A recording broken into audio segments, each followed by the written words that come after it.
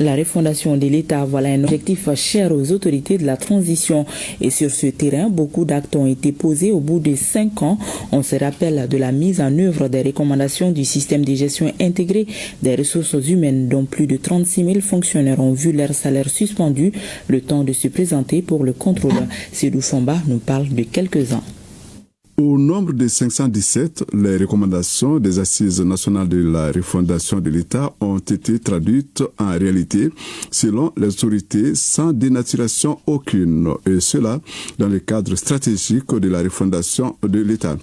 Ainsi, au regard de la vision et des objectifs de la refondation de l'État, 5 axes stratégiques ont été retenus, à savoir gouvernance, réformes politiques et institutionnelles, défense, sécurité, paix et réconciliation et cohésion sociale, croissance économique et développement durable, capital humain, genre et inclusion sociale, jeunesse, sport, culture, artisanat et tourisme.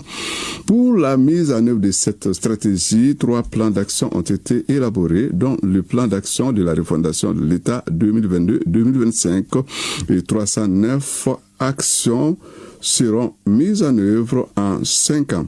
Dans le cadre de la refondation de l'État, la nouvelle constitution promulguée par le président de la transition le 22 juillet 2023 apporte de nombreuses innovations, dont la création d'une Cour des comptes, le renforcement du contrôle parlementaire à travers la création d'une deuxième chambre, le Sénat, l'ouverture de la saisine du contrôle supérieur de la magistrature aux citoyens, la réaffirmation et la garantie de la séparation des pouvoirs, la constitutionnalisation des autorités et légitimités traditionnelles et leur implication directe dans le processus décisionnel national et la consécration des langues nationales comme langue officielle.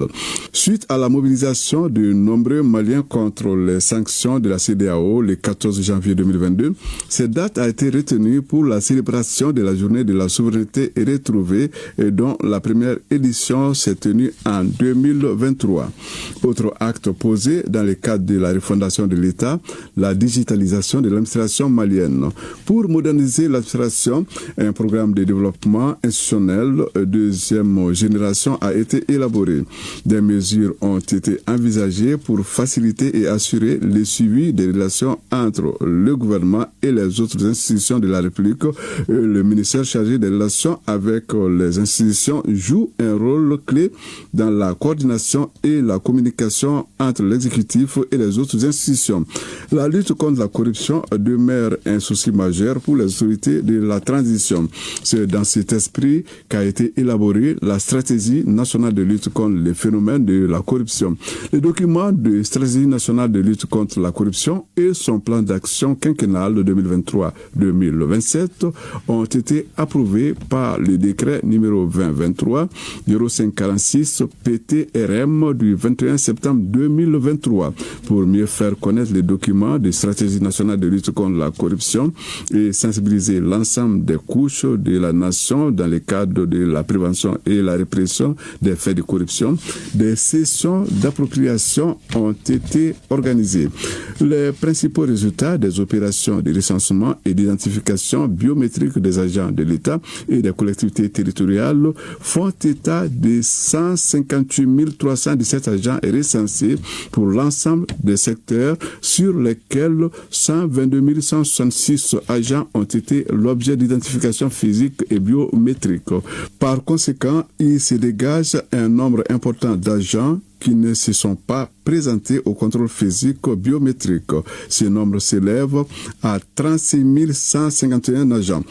L'incidence financière annuelle de la prise en charge salariale de ces 36 151 agents non identifiés est estimée à 48 milliards 285 231 612 francs CFA, ce qui représente 4,57% de la masse salariale totale.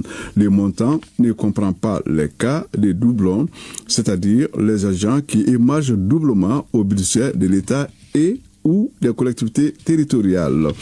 10 jours après avoir reçu les rapports d'exécution du projet subventionné, soit le 25 août 2025, le président de la transition a instruit le gouvernement de mettre en œuvre les recommandations formulées dans le dit rapport. Et la première mesure consiste en la suspension des salaires des 36 151 agents non identifiés.